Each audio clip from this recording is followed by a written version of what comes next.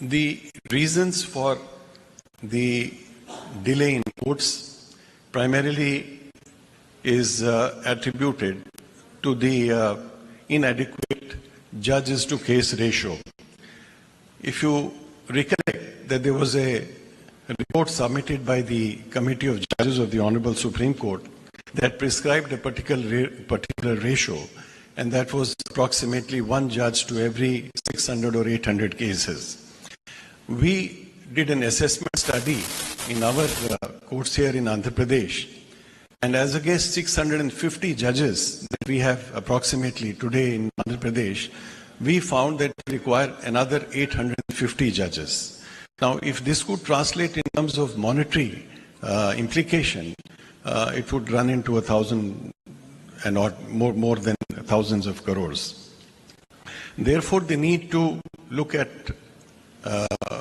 alternatives. And one of the alternatives, as is suggested by the basic framework, was in Section 89 of the Civil Procedure Code, followed by now the Mediation Act of 2023, which has not fully been implemented.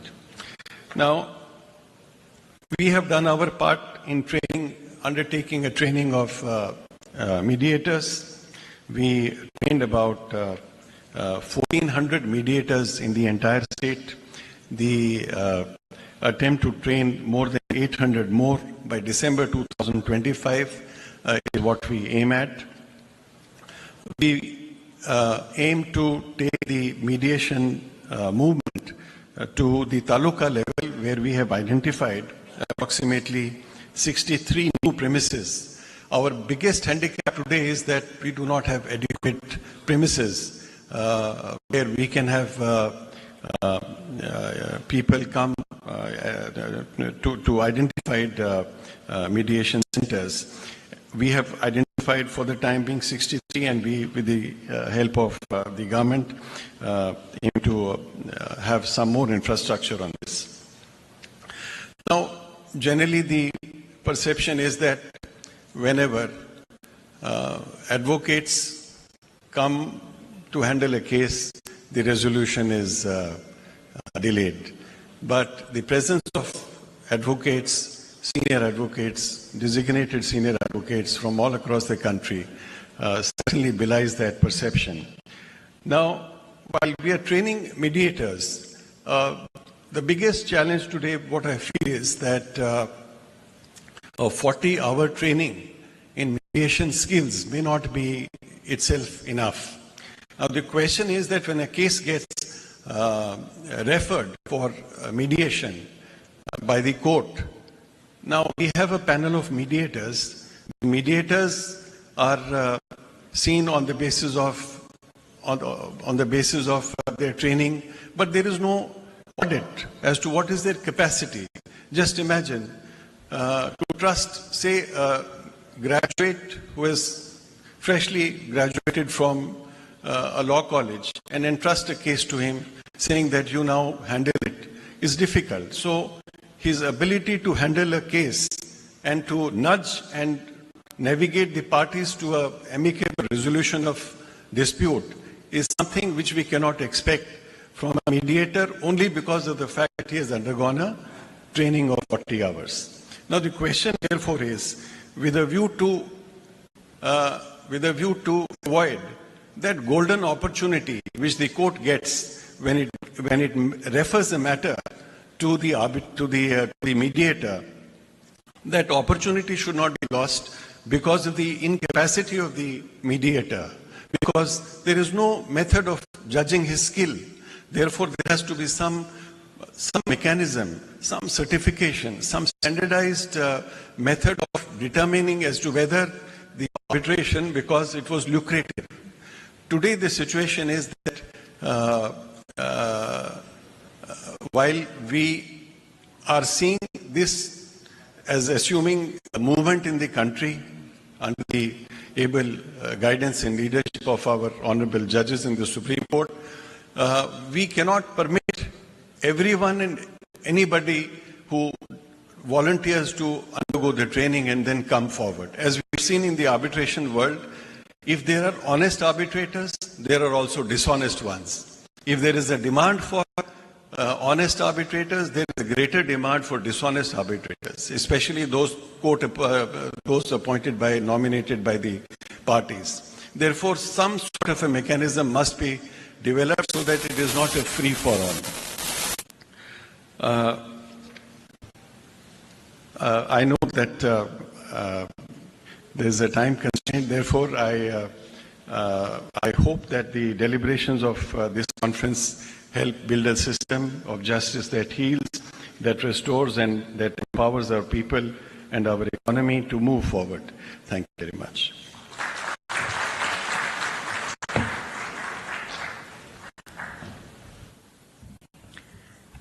Thank you, Honorable Justice D.S. Thakur. I now call upon Honorable Chief Minister of Andhra Pradesh, Shri Chandrababu Naidu Garu.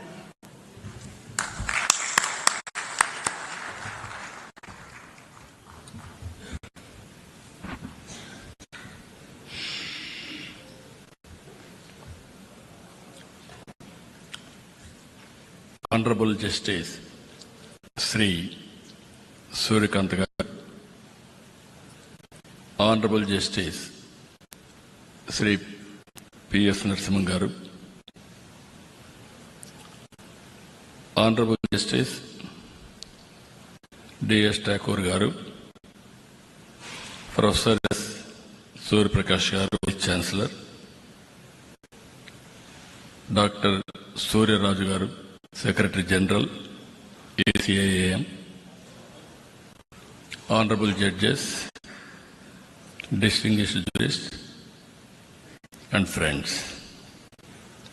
I am very happy to be here.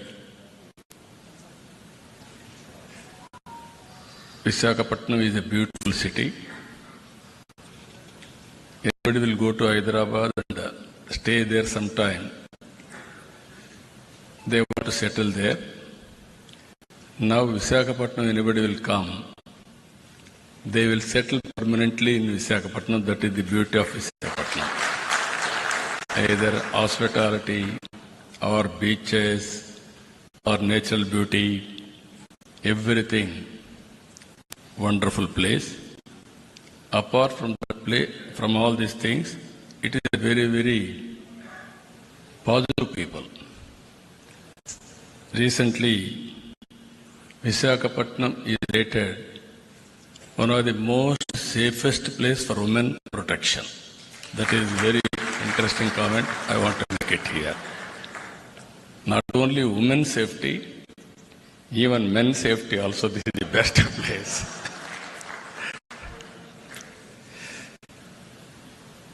I am very happy to be here because the judiciary is a key pillar of our constitution, protecting democracy and the rule of law. India's judicial system is known for its credibility, transparency, and strong commitment to justice. While there may be some delays at times, justice always delivered. Every common man is having hope. Ultimately, I will get justice. That is the beauty of our justice. I am proud of it. The people of India have immense faith in our judiciary, not just as an institution of law, but a pillar of justice, fairness, and constitutional values.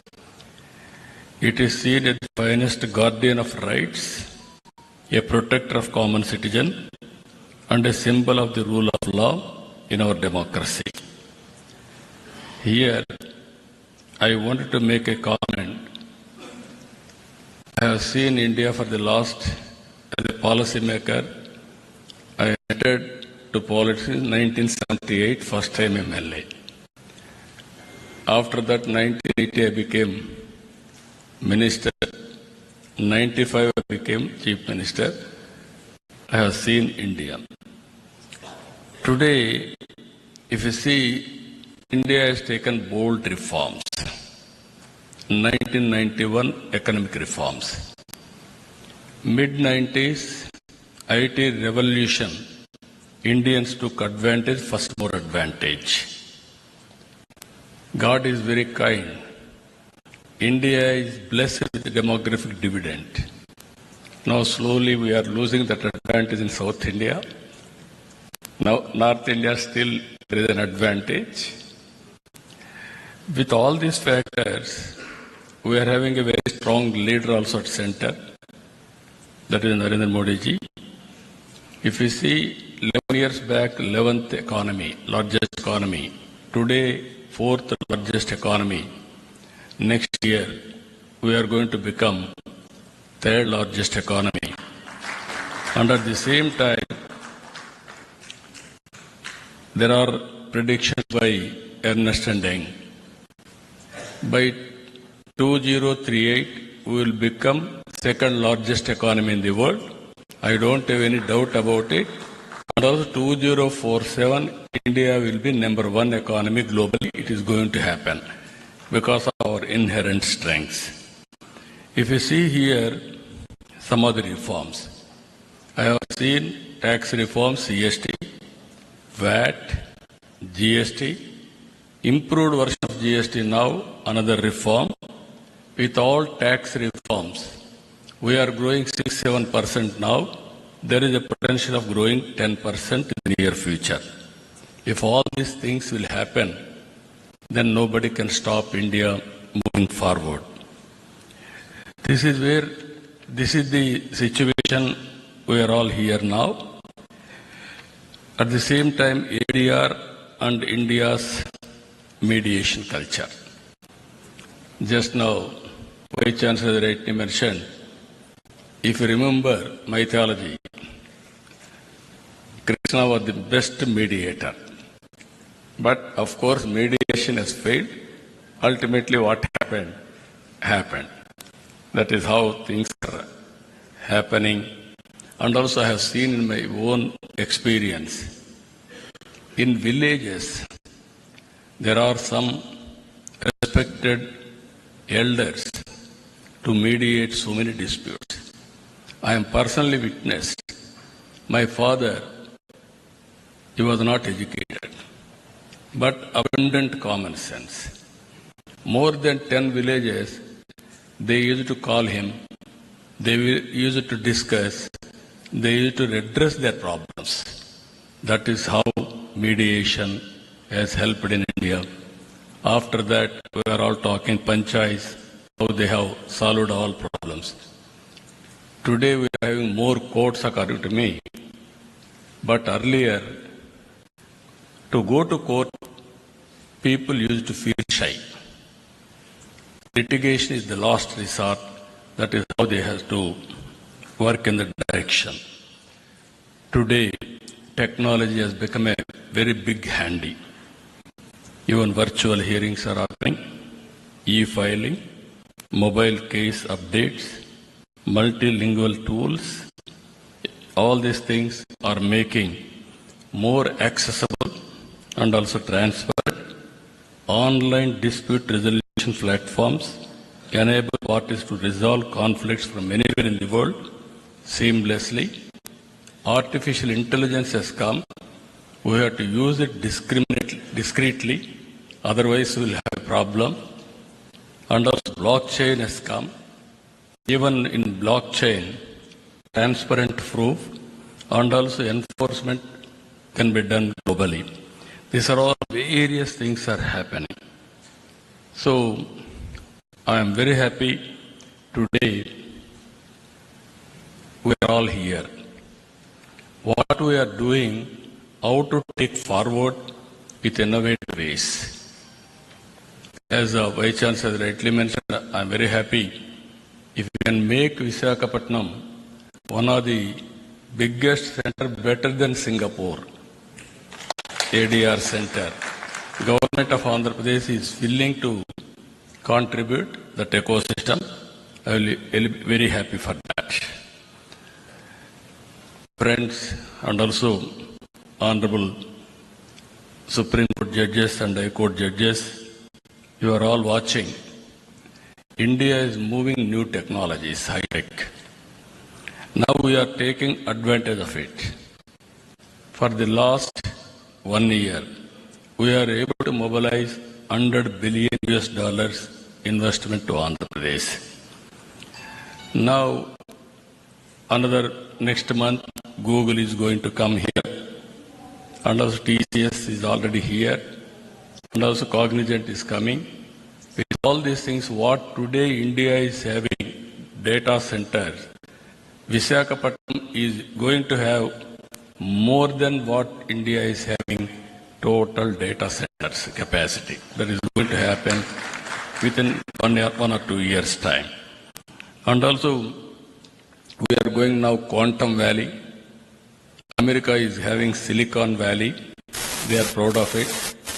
India, we started recently Quantum Valley. First quantum computer is going to operate from Amaravati by January 1st. It is going to happen. We will be the 6th country in using Quantum Valley, quantum computing, and also having quantum computer. Even space technology, you are all aware. Earlier, by seeing TV, we used to enjoy, also inspire. Now we are starting Space City. America is having SpaceX. We are having Space City now. We are going to launch very soon private satellites from Space City near Tirupati. Now, wars we are doing. Earlier we need more manpower. Now drones are enough. All technologies are going to happen. We are starting drone city in Kurnool now for civilian applications and also defense applications. Electronic city, aerospace, these are all some of the areas we are going. Now what I wanted to emphasize here, we have to think alternative mechanisms also. Even in this, what I am requesting these organizers, and also under the guidance of Supreme Court, also Honorable Justice, our Surikant Garu, they had to, and also Narasimhan Garu, you have to guide alternative methods. Even to establish courts, that is one way, but how to create a mechanism with alternative disputes redressal mechanism. Even technology, how to use it, how to go about innovatively, all these things, I am confident they will work it out. Ultimately, this is the time. I can say we are all very inspiring time we are living. One example I will tell you, in my government, no citizen can come to office. Around 700 services we are delivering through WhatsApp governance from his home. All data, historical data is available. We are capturing all the data with Government of India, Government of Andhra Pradesh, and also AI tools are available. Quantum computing is available. Real-time data we can collect through satellite, drone, CCTV camera, IoT, wearables, all these things if you can collect, even through artificial intelligence, if you can apply, we can guide them real time. If with all these things are, that is where I am saying now, earlier we used to work very hard. Future is only how to work smart. I am very happy. Indians are going to service the global community. As of now, people are going there. In future, from anywhere in India, they are going to deliver services. If necessary, they can go and work physically. That is going to happen. In this regard, how to reduce disputes, how to make more support for economic growth. That is where we are going to see. One thing I want to make it very clear here. India is going to become globally number one country. Indians are going to become number one globally we have to plan now 145 crore population. With this population, what type of society we need? Not only building rich, but we have to make how to bridge the gap between haves and have-nots. It is our response to provide better living standards for every citizen. It is possible if we can plan properly by politicians and also guide by judiciary properly. India will be the best place to live and also best country to lead the global community. With this, I am very happy what our friends are doing here. Ultimately, I am seeking always guidance from Supreme Court, judges, and also our Honorable High Court for doing better things. With this, thank you, Anand.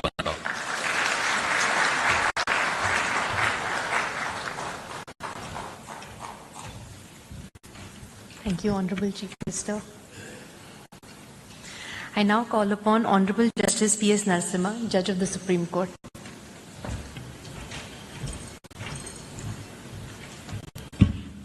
Very good morning to all of you. My esteemed elder brother, Justice Surya Kant, Honorable Chief Minister, Honorable Chief Justice, the two Vice Chancellors, Judges of the High Courts, President of SCORA, other dignitaries. Because of the time constraint, what I will do is, I will take a Passover. I'll promise to come back, but if I don't, I will leave you with just 3 points. 70 years after the independence, more than 70 years, we have pursued the resolution of disputes through adversarial litigation, which required finding of a fact. I think there's no doubt in our minds that this system didn't really work very well. The stakeholders were lawyers. So if we move to the system of mediation,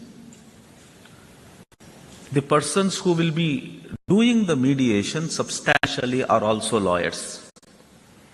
So what position will you take as lawyers, having moved from adversarial litigation to that of a mediator? From logic, you will shift to trust. It is trust and trust alone which will help resolve disputes through the process of mediation. So you must learn that technique. It's a facet of the heart. How you win the heart and enable the persons involved in a dispute to trust in you. That's the process. Reflect on that. The second point I would want to make is mediation must be closer to people,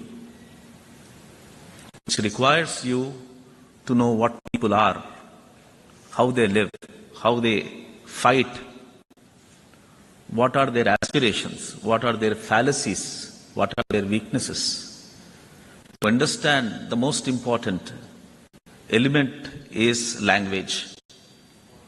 So you must be closer to people, closer to their language, closer to their culture. The third point, which I will leave you with this, we experimented with one alternative dispute resolution, that is arbitration. Arbitration was hijacked by the elite. Elite in the sense of, not pejoratively, for commercial purposes. It was intended to be a very simple process where an arbitrator will come and resolve the disputes. Instead, it has been a technique for commercial transactions, and so far as small issues like a fight between two neighbors about a wall in a village, two brothers fighting for partition, they have to suffer civil court litigation. And arbitration is not available. My fear is that same thing might happen even to mediations. Mediation must be kept simple. As easily as possible, the disputes should be resolved, and what are the methods by which these three things that I have indicated can be achieved. I will discuss with you. Mediation is very close to my heart. If I come back, I will participate in one of those sessions and share my thoughts with you. Thank you very much. Thank you.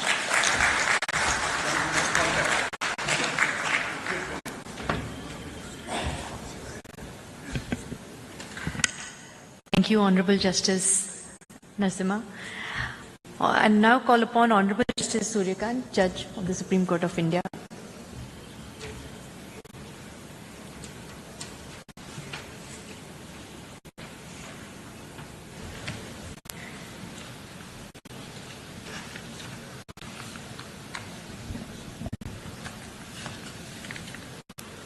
Shri Chandrababu Naidu, Honorable Chief Minister of Andhra Pradesh, my brother and esteemed colleague, Honorable Mr. Justice P.S. Narasimha, Judge Supreme Court of India, Justice D.S. Thakur, Honorable the Chief Justice Andhra Pradesh High Court, Honorable Judges of various High Courts who are present here.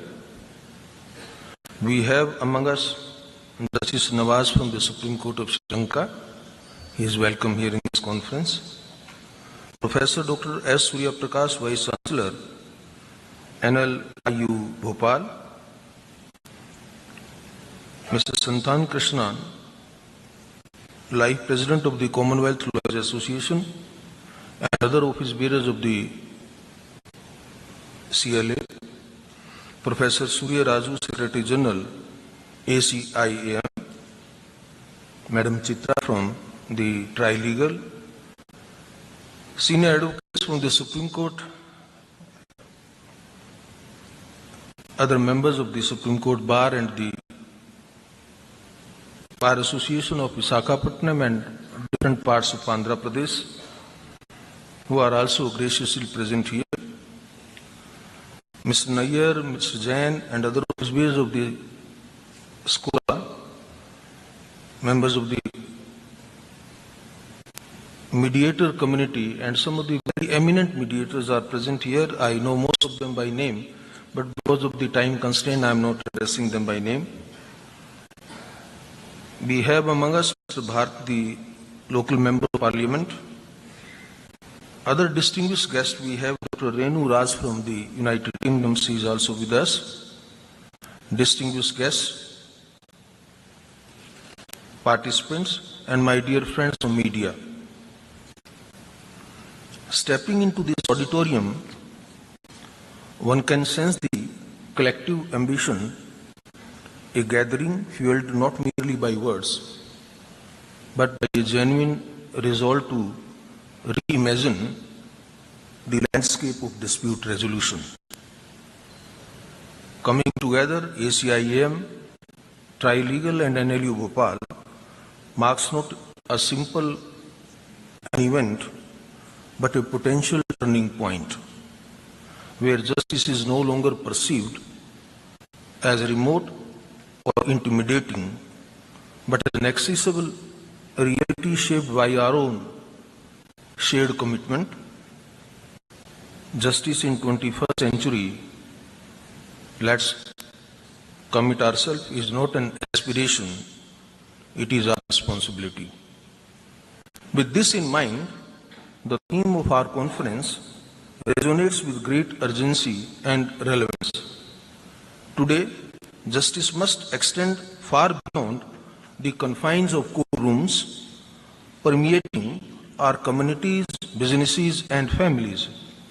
It is about reaching people where they are, making the principles of fairness and compassion tangible and attainable for all.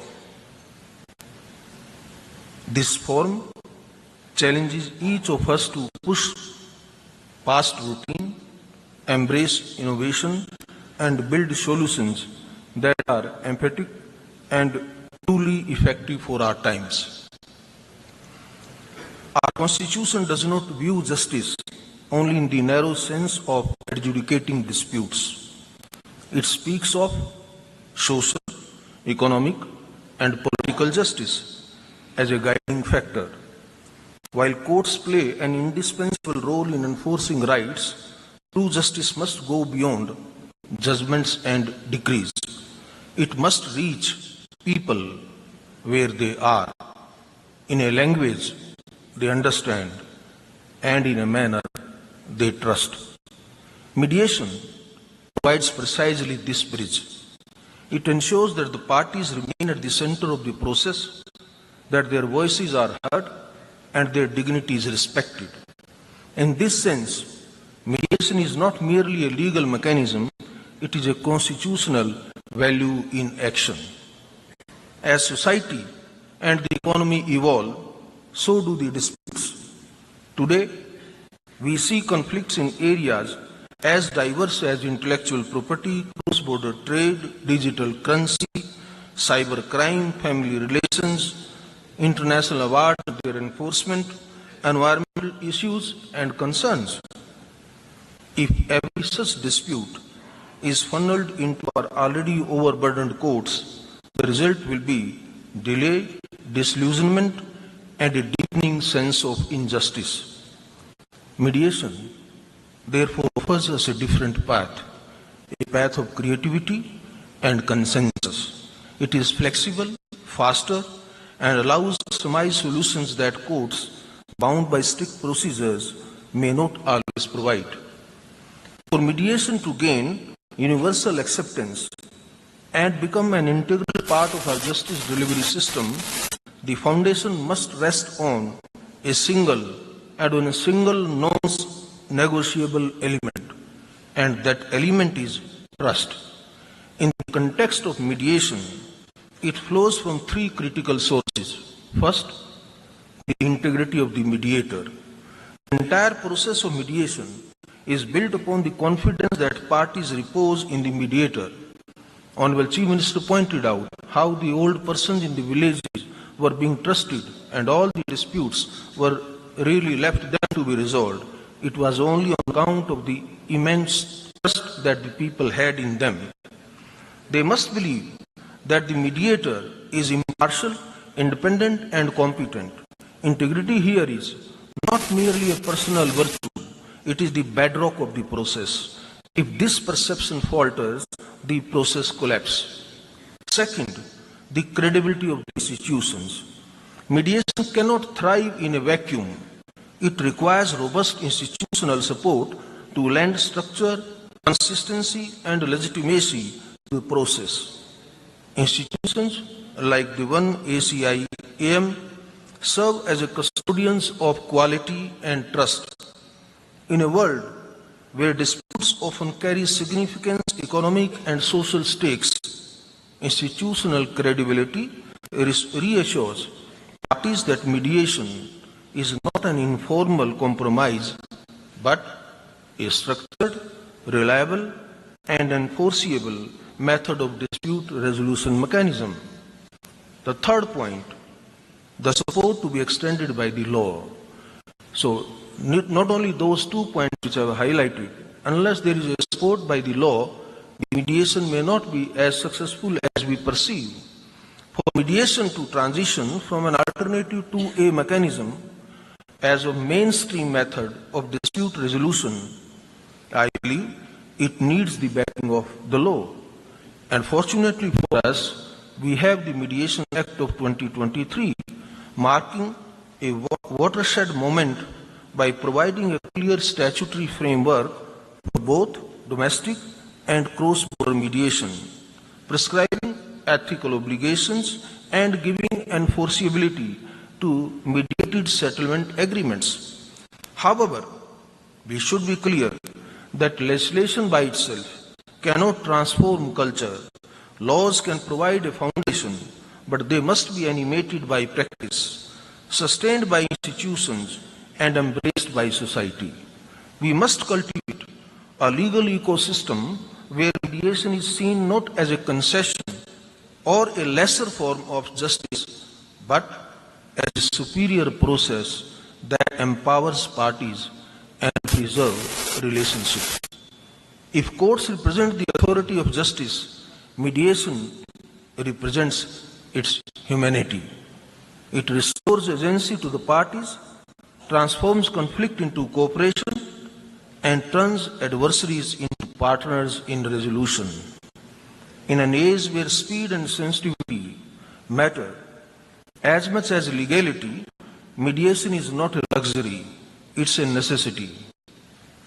The question is no longer whether we can afford to mainstream mediation. Please mind my words. The question is no longer whether we can afford to mainstream mediation.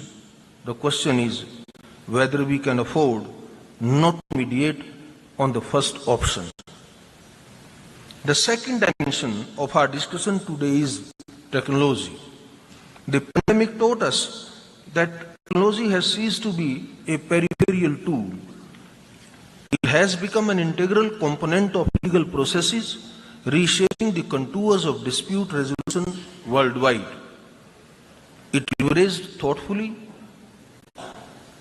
Technology can be the great equalizer, removing physical, economic, and social barriers that have historically excluded large sections of our population from the formal justice systems. Technology allows a farmer in a remote village, a small entrepreneur in a Tier 2 city, or a homemaker facing a family dispute, all of them to participate in mediation without the expense of travel, without losing day of work, and without the intimidation of formal court proceedings. Digital mediation platforms, virtual hearings, and AI-assisted tools can bring the process of dispute resolution to the doorstep, or rather to the handheld device of every citizen.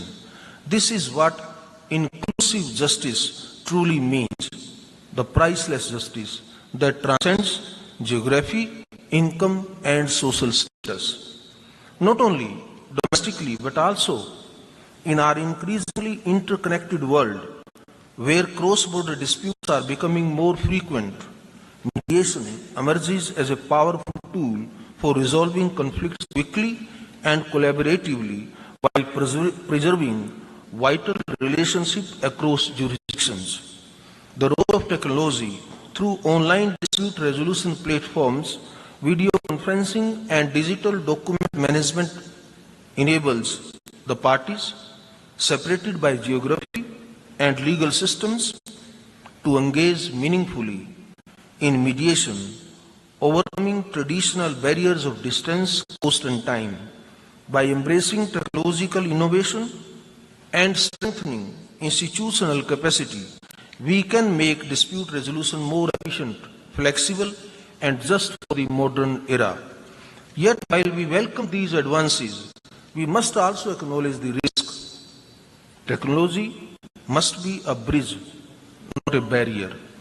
If our systems are too complex, or they are connectivity dependent, we may end up excluding those who need access the most.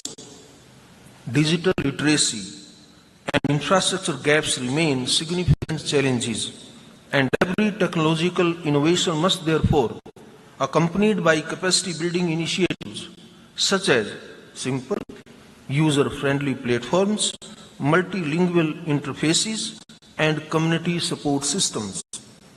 Another aspect that deserves attention is data security and confidentiality.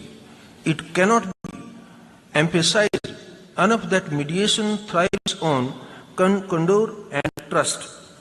Parties disclose sensitive information with the assurance that it will not be misused. When these processes move online, the duty to protect their confidentiality becomes even more critical. Institutions and service providers must invest in robust cybersecurity frameworks, encryption protocols, and ethical guidelines to ensure that trust is never compromised in the digital space. Further, technology is not merely about digitizing the existing processes. It opens the door to new possibilities. AI-driven tools can assist mediators by generating objective summaries, analyzing patterns in disputes, or even suggesting possible settlement ranges based on prior data. And all these things, all without replacing the human element of empathy and discretion that lies at the heart of mediation. Similarly, online dispute resolution platforms can integrate language translation, voice-to-text features, and real-time documentation, making the process seamless and inclusive for parties across linguistic and cultural divides. Finally, let us remember that the ultimate object of technology in justice delivery is not efficiency alone, it is empowerment. It is to ensure that no person, regardless of where they live or what resources they possess, feels alienated from the promise of justice. Technology, if used ethically and inclusively, can transform this aspiration into a lived reality. Let us ensure that every innovation moves us closer to that vision where justice is neither delayed nor denied and never distant. To the lawyers and students present here, let me say that with this emphasis, embrace mediation not as a challenge to your profession, but as an expansion of it. The lawyer of tomorrow will not only be an advocate in court, but also a facilitator of dialogue, a builder of consensus, and a protector of relationships.